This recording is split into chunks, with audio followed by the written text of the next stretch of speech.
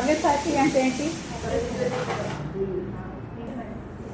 మళ్ళా ఆలోచించి సవ్యసాచి అథ్లెటిక్ పేరు తయారై వస్తుంది.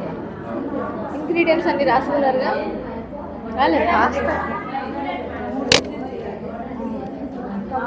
మా ఒకసారి ముచ్చట్లు ఆపండి. మా లామ్ వాళ్ళు బాగా ముచ్చట్లు చెప్పుకుంటున్నారు. కూర్చోండి. అమ్మాయి లామే, నీ వెనకాల అమ్మాయి. ఇక్కడ మామూలుగా ఫిక్స్డ్ రేట్ రూపాయల కొర్రలతోటి ఒక 5-6 లీటర్ల పాయసం వస్తుందేమో. అది చెప్తుంది అమ్మాయి.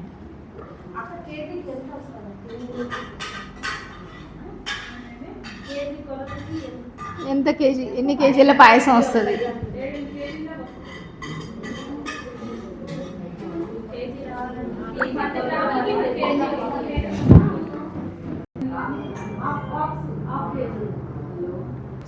కప్పులో తిన్నాం అనుకో లిక్విడ్గా ఉంటుంది, కొంచెం ఎక్కువ పాలు పోసుకుంటారు, కొంచెం వెయిట్ ఎక్కువ వస్తుంది.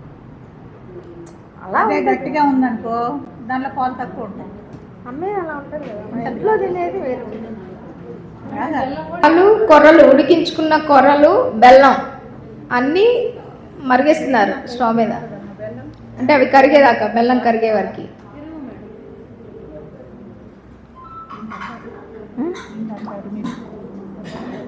అమ్మేవి అట్లా ఒక పాయసంలో 1 లీటర్ పాలు పోసేవనుకో ఇంకెట్టిగా పాలు ఇట్లా స్పూన్తో తినేట్టుగా వస్తుంది. అవునా? దాంట్లో 1.5 లీటర్ పాలు పోసాము, గ్లాస్లో పోసుకుని తాగేట్టు వచ్చింది. పాలలో చేసి డైల్యూట్ చేసి పాయసం అవుతుంది. నీళ్ళు కాదు, పాలు. చెప్పిన పాలే కదా పాయసం.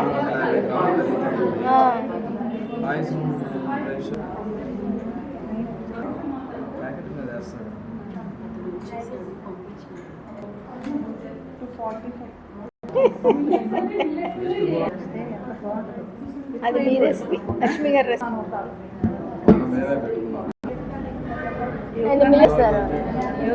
పాయసం తినద్దు, చేయొచ్చు.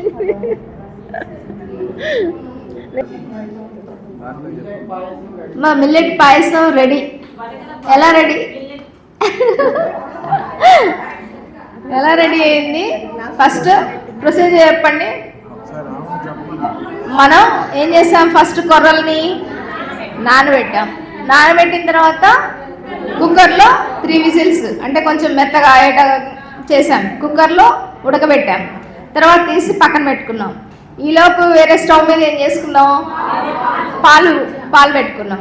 పాలు మరుగుతూ ఉండగా ఈ కుక్కర్ అప్పుడు గ్యాస్ దిగిద్ది కదా, ఆ దిగిన తర్వాత ప్రెషర్ దిగిన తర్వాత ఏం చేస్తాం? తీసుకొని ఉడికిన ఆ కొర్రలను తీసుకొని పాలలో పోసి దాంట్లోనే కావాల్సిన మనం ఏదైతే మెజర్మెంట్ బెల్లం ఉందో ఆ బెల్లం కూడా దాంట్లో వేసుకొని కరిగిచ్చేసాం. ఈలోపు మనం ఇంకోటి కూడా చేయొచ్చు. బెల్లాన్ని పక్కన